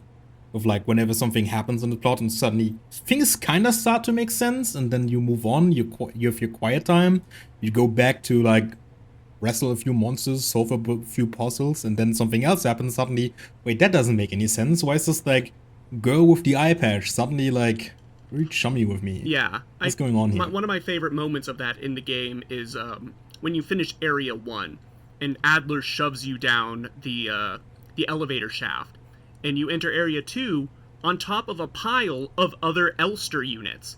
And that's not something you can interact with and really, like, question, but that's in the back of your mind the entire time you're going through Area 2. Is like, how many times have I done this before? How many knees has Adler shoved down an elevator shaft?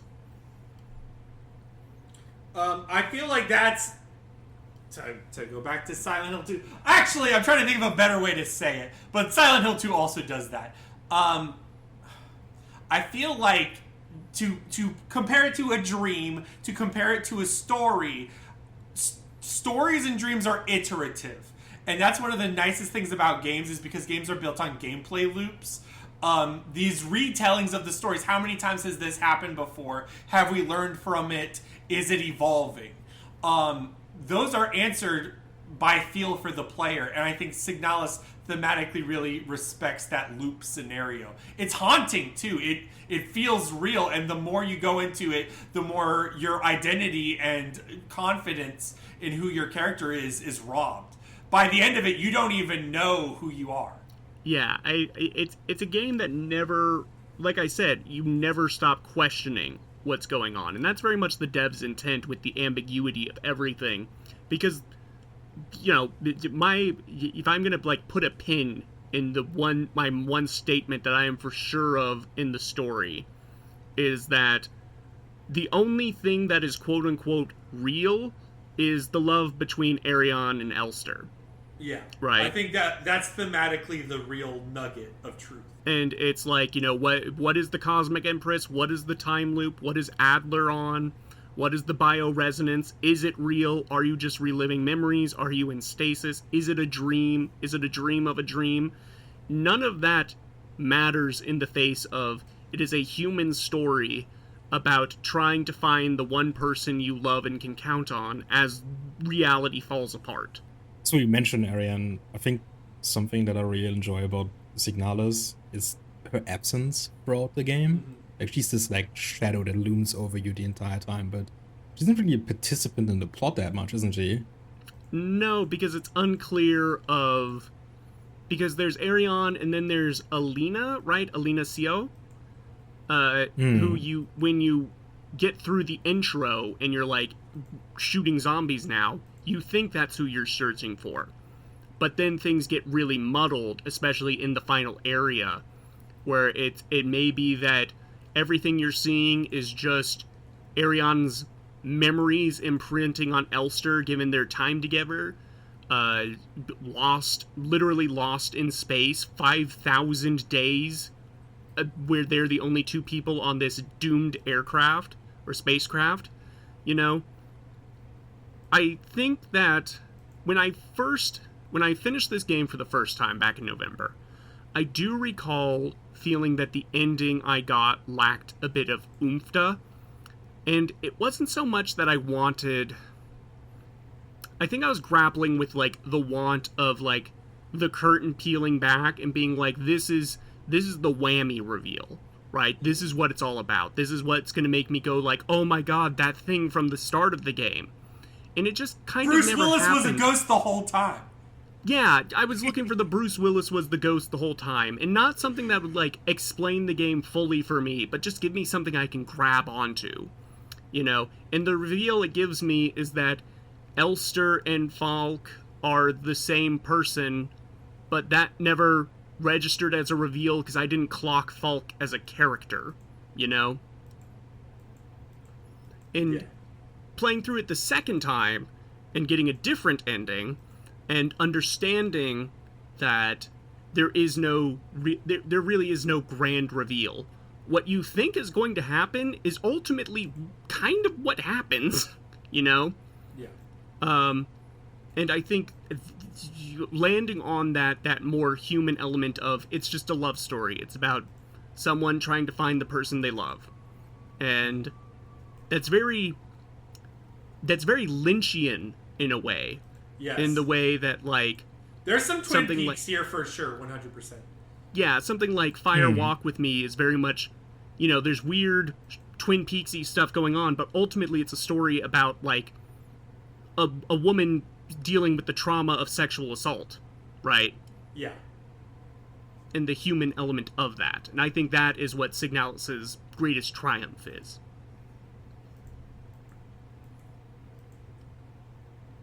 This is still like an 8 out of 10. Ooh. Ooh. Ooh. Those are fighting words. 8 out of 10 is good. I don't give every game an 8 out of 10. Laugh. What do you think would bump it up a little if instead of looking for Arion, Elster was looking for you and you were in the pod and got to kiss her on the forehead? Oh my gosh, I'd be so happy. I think this game needs other things for replay value. I think to go back to it's not really fun once you figure it out. There's also not a lot of like New Game Plus rewards or anything. No. What I want is a bunch of skins. I need skins and costumes right now. Yeah. And silly guns. Yes. You need the Chicago typewriter. Yes. And a giant suit Maybe of a armor. horde mode. Yes. just something to make it feel different. Yeah. I think the game does stumble for me in just like it goes on, I'm going to say 2 hours more than it needs to. In fact, the whole final area past the fake out first ending you get feels really like drawn out and superfluous when the area before that was like the domain of meat, you know? Yeah. And just it like tame. full trippy horror, and then it's like, okay, and now you explore a bookshop. Yeah. I think that's when like the nightmare kind of collapses.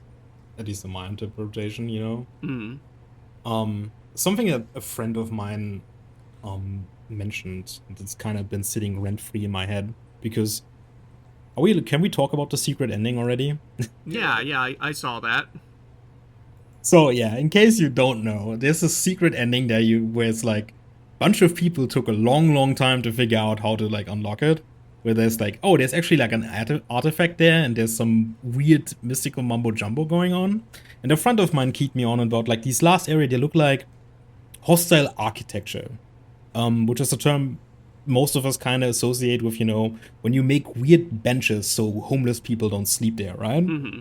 But it's also a thing that people have been thinking about, for example, as like a form of art you put over where you would store, for example, nuclear waste. So people in 10,000 years wouldn't go there and dig there, you know, make hostile architecture there. This is a place without honor. I'm trying to remember. There's like a very famous dump, a nuclear waste dump in the U.S. where it has like this long poem on a sign where it's like, don't come here, don't come. This is a place without honor. Yeah, and I remember, and since then, like the last few zones, like we have these like weird stones and everything, right? Mm-hmm. They remind me of that a lot, and it's been like kind of like because like a lot of Signalis' stories, like you start thinking, is this real or not? And maybe it is real after all, because you dig like a little bit too deep and you find something that you're probably not supposed to find. I guess that also just adds to the like weird mystique of this game and story, because like a lot of it doesn't really make sense. Yeah, I think that But yeah, like, this is like the stuff that sits in the back of my hand together with like the paintings, you know, with the like Death Islands, which are very prominent in the game story as well. The painting of the Isle of Death is like the most concrete motif where I like get what it's doing in the story, because Isle of Death is a painting that was reiterated on multiple times by the creator. He like drew it in black and white, he drew it in color, he drew it more abstract, and so like it's a copy of a copy, just like how Elster and all the other replicants are copies of copies, and how the degradation is what like sort of Genesis is the cosmic horror element. Yeah. I think that in like my petty, if I put on my petty critic glasses, there are like elements with the pastiche and the references that frustrate me because they feel like something, but I don't get what they do. The primary thing is like that's like explicitly the King in Yellow, right? It's like you crawl through a hole and there on a desk is a copy of The King in Yellow. And the characters even reference it as the book The King in Yellow. And I've read The King in Yellow. I have a pretty good memory of what that's about. I don't get what The King in Yellow has to do with this story. The way I see it is that Signalis, or rather in the story, Arian, and I guess like whatever fragment of what person is spooking around Elsa's head, is trying to communicate ideas and thoughts through like these memories of like, these explicit references to things, be it music, be it like, literature and paintings and so on and so forth, but they don't really have the language to do it, so they use like, things they're familiar with, the feelings they assign to these things, and try to communicate it that way to each other. At least that's my interpretation. That's why I keep bringing up that I think this game is like an impressionist painting. Mm-hmm. It's not something really that you are supposed to understand, even though there's a lot to dig there. But it's very nebulous. I guess the only equivalent we have on like the gaming space on a grander scale, and Brogan will probably love that, is Dark Souls or like Elden Ring. Sure. In that regard, where it's like the pieces are there, but they don't really fit together that well. Yeah. There's like a lot of stuff just up for interpretation, and depending on what kind of mood you're in while you're playing, you're gonna get a very different story out of it. Yeah, and I think that, like I said, that's when I put on my petty critic glasses. Signalis is really one of the few games with this much ambiguity in its plot points that I can stomach it just fine. Again, going back to like Mouthwashing is a game with a pretty explicit story. It's a very simple story told very ambiguously, and I think the ambiguity actually, I don't know, it always kind of smelled of lacking confidence. Like, we need to do a weird puzzle where you're playing with Curly's guts because that's the kind of thing surreal horror games do, rather than something that actually services the story being told. But Signalis is definitely a game that's going to stick with me, and I think the people that really love it, I am happy they have it, So you too would rate this an 8 out of 10? I think I would rate Signalis. At the very least, I would say it's like A tier. I agree.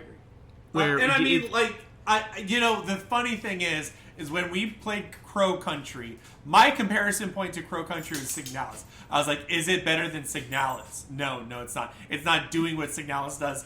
I feel like there's an ambition to it. We talked earlier about like, these retro style games, they just want to be retro. Signalis is doing more than that. So I think there is something that it earns. Mm-hmm.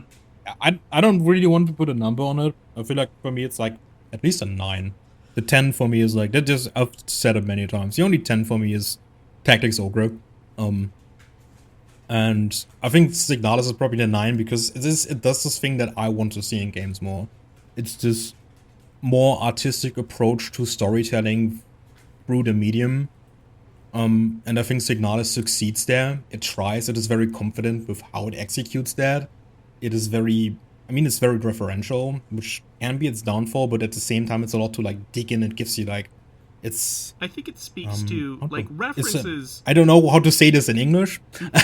Like in German we'd say ein Gedankenanstoß, which is like kind of like kind of, I guess food for thought would be the accurate translation, which is like kind of like it starts snowballing a thought when you just, I played Signalis and I saw The King in Yellow. I'm gonna like read The King in Yellow, and like it kind of goes from there. Yeah, like I don't have any problem with games being, or any media being explicit in referencing the media that inspired it. Because in a lot of ways, the art we make is a canon of the art we consumed. And just like, lampshading at that adds another meta layer to it, where outside of the game, we're thinking about the devs and the art they consumed to create this, and maybe what they got out of it, and maybe interpreting what they got out of it, it helps us interpret Signalis, so on and so forth. But I think like what is like the key difference here is that Signalis doesn't use these references for the sake of reference. It's not a homage to, greater works of fiction or whatever. It uses this to like further its theming. It's like reaching out and trying to like drag it into its like never-ending void of thematic cohesiveness. Mm-hmm. I think the use of Swan Lake was the other like on-the-nose art reference I got.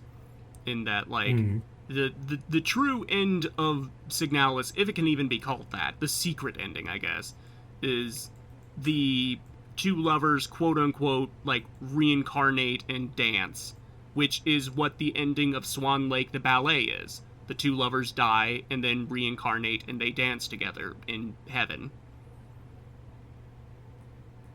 Okay, now I want to throw this question out. Which ending is your favorite?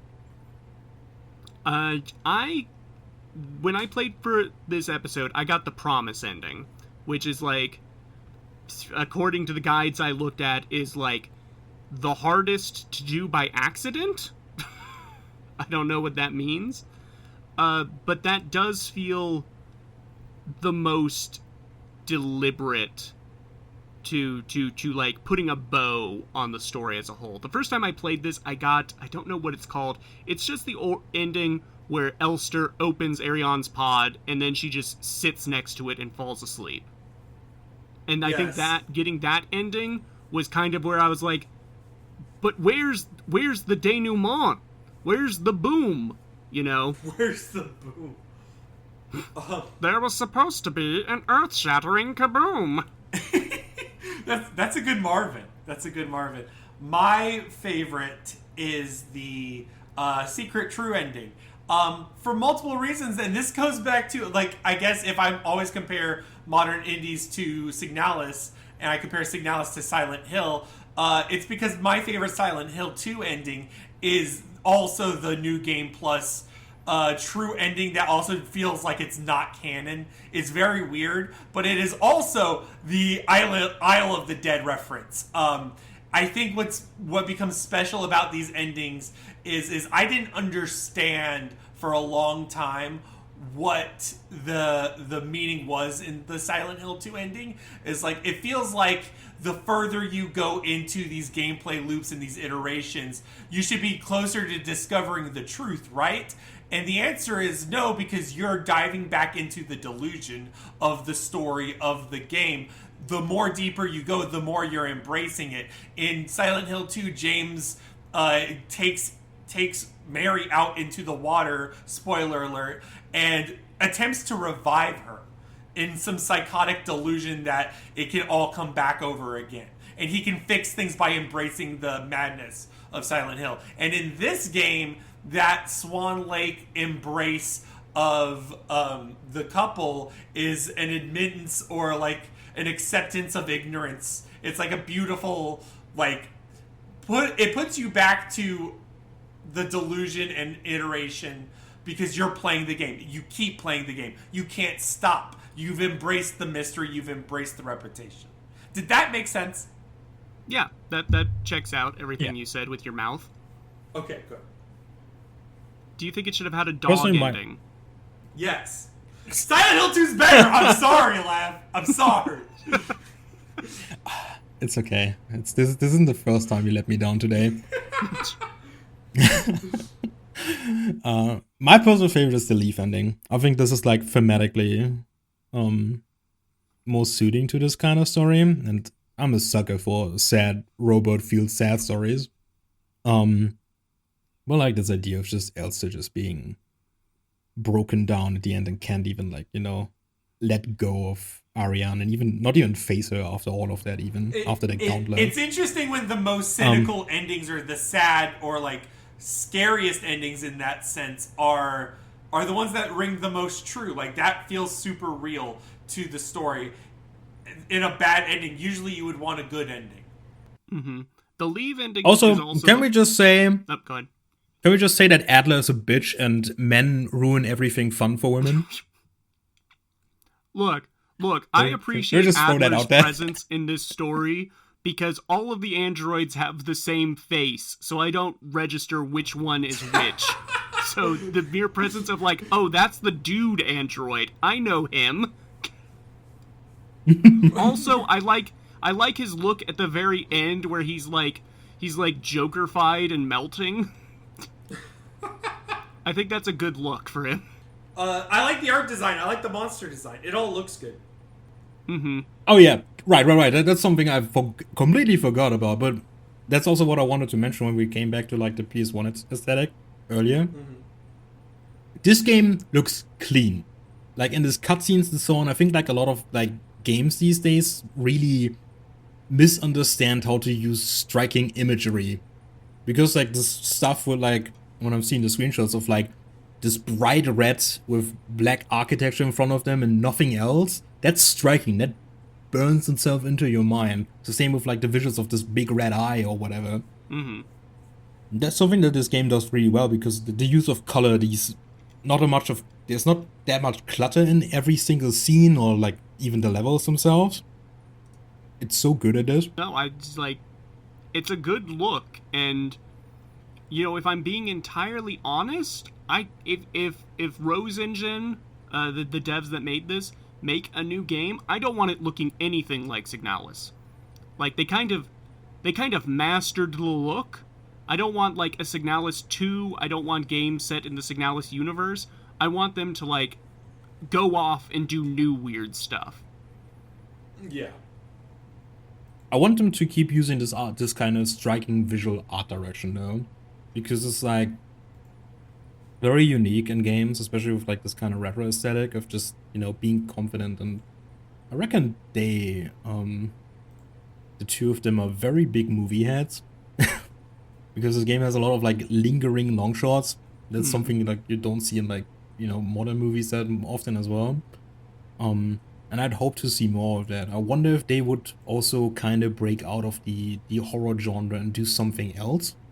Because something that I wanted to mention as well is just that I think for like artsy games, I feel like horror games are always the default, right? Yeah. If you want to get cerebral and surreal, you kind of skew more horror. So I wonder, like, what would it be like if you do the more artistic intent with another genre? You know, you pull an Orson Welles. I don't know. I watched F for Fake this morning, and it's kind of been living rent free in my head ever since. Of just like, okay, we do this like weird essay film, but it's not really an essay film. But who cares about that? I wonder like if they could and would do something else instead of just horror, because it's very hard once you're like, okay, this is like a really probably one of the best horror games coming out in the last 10 years. I think we can agree on that, right? Yeah.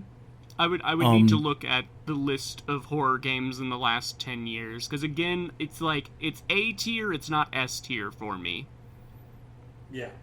If I would say Faith. Yeah. At like duh, Brogan brought it up earlier. I would say the Faith trilogy, in terms of low art, whatever you call it, low graphics horror game. I would say the Faith trilogy does it for me more than Signalis.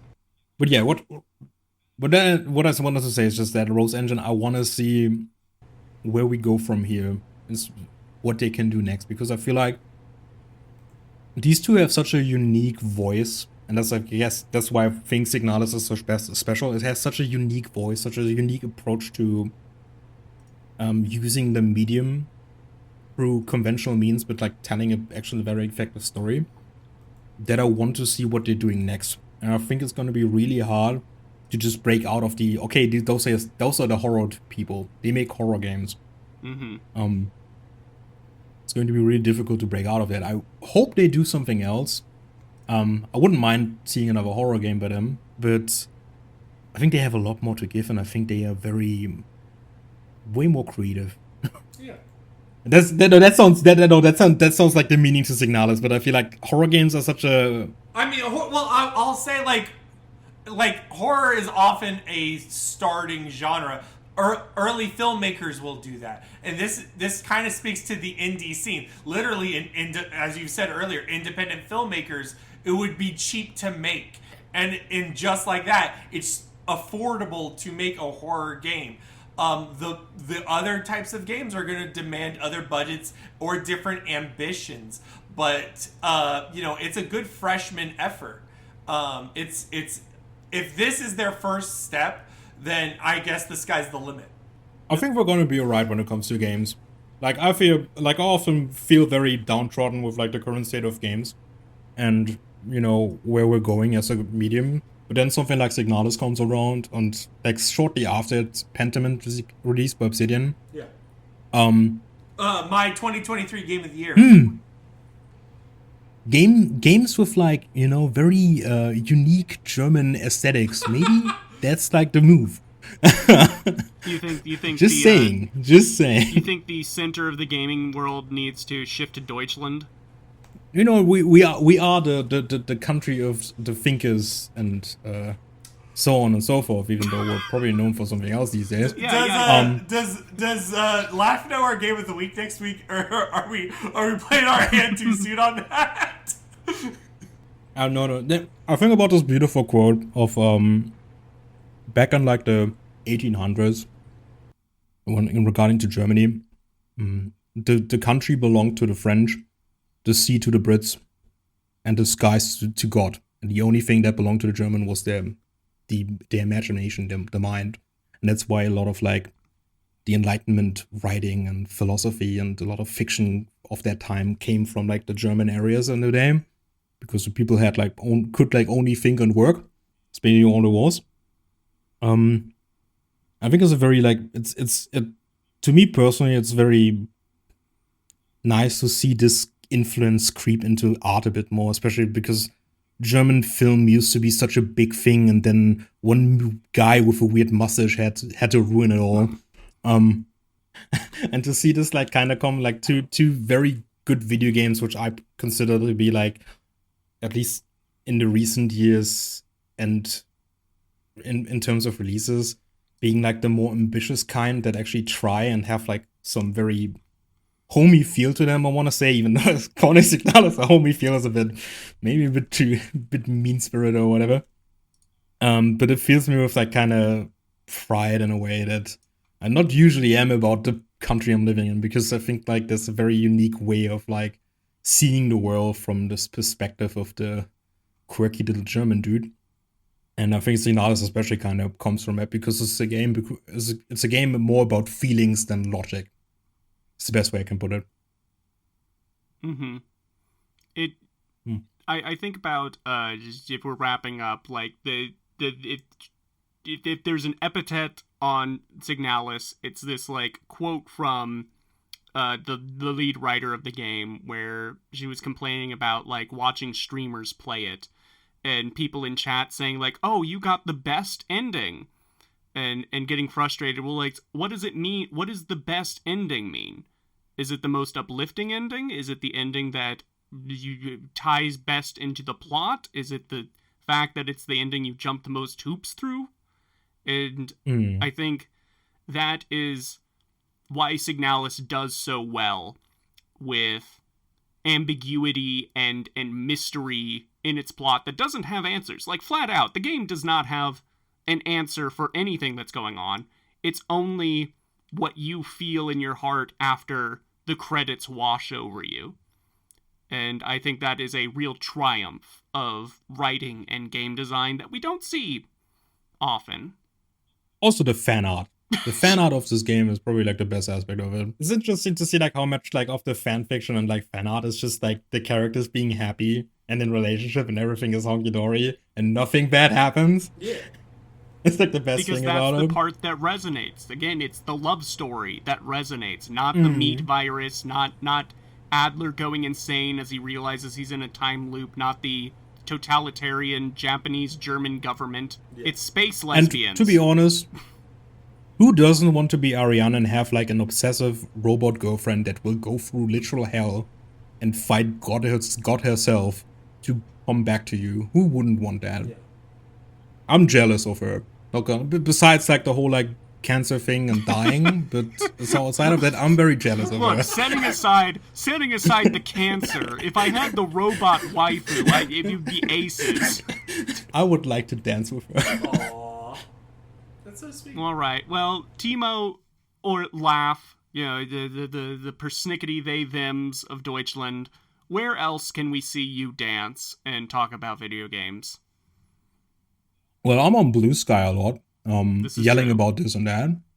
A laugh tell .bluesky.social if you want to hang out. I write a lot for Shack News these days.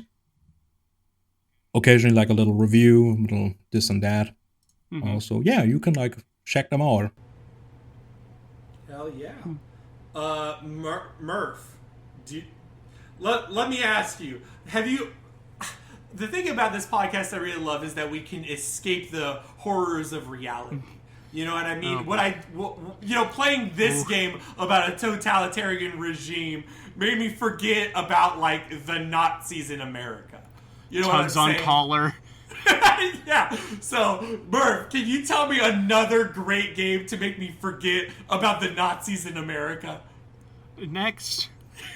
Looking out a dirty old window. We're gonna have next episode. We're gonna have a fun time. We're not no bummers, no sober reflection at the state of the world, no topical commentary, no politics whatsoever. We are going to be talking about Wolfenstein New Colossus with a special guest Charlie Walcaz. Man, that game is like totally not topical at all.